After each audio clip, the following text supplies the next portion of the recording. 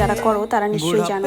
তো এই জন্য আমার শরীরটা এতটাই খারাপ ছিল যে আমি পারছিলাম না। এই পৃথিবীতে প্রত্যেকটা মানুষই কিন্তু কোনো না কোনো কর্মের সাথে যুক্ত থাকে, তেমনি আমিও ভিডিও করতে খুব ভালোবাসি। ছোটবেলা থেকে যেমন সাজগোজ করতে ভালোবাসি, তেমনই ভিডিও করতেও প্রচুর ভালোবাসি। তো এই জন্য এই প্রফেশনের সাথে একদম পুরোপুরিভাবে যুক্ত হয়ে গেছি, তাই আর ছাড়তে পারবো না। সে যত শরীর খারাপই থাক না কেন, তার মধ্যেও হয়তো আমি তোমাদেরকে ভিডিও দেবো। যাই হোক, অনেক কথা বলে ফেললাম। যেখানে বসেছিলাম সেখান থেকে যে নিচের ভিউটা দেখছিলে এত সুন্দর লাগছিল কি বলবো। অনেকে নিচে স্নানও করছিল। উপর থেকে তোমাদের ভিউটা দেখালাম, একটা বড় পাথরের উপর ঠাকুর ছিল, সেটাও তোমরা দেখেছো। যত উপরের দিকে যাচ্ছিলাম ততই যেন ঠান্ডা ঠান্ডা হাওয়া, তাই হাত বার করে গায়ে হাওয়া লাগাচ্ছিল। পাহাড়ে কিন্তু আসতে খুবই ভালো লাগে, জানি না তোমাদের। এখান থেকে বেরিয়ে যাচ্ছি, সব ভিডিও ফটো সব যাওয়ার সময় অনেক রকম দৃশ্যই তোমাদের সাথে শেয়ার করেছি। সকলে সবার বাড়ির পথে রওনা হচ্ছে, আমরাও বাড়ির পথে রওনা হচ্ছি। অনেকটাই প্রায় সন্ধ্যা সন্ধ্যা ভাব হয়ে আসছিল। বড় ওখান থেকে কতগুলো কাশফুল ছিঁড়ে দিল, ওগুলো নিয়ে ওকে বললাম যে আজকে আর ফটো তুলতে পারবো না, কারণ প্রায় সন্ধে হয়ে আসলো, যেতে যেতে প্রায় অন্ধকার হয়েই আসছে।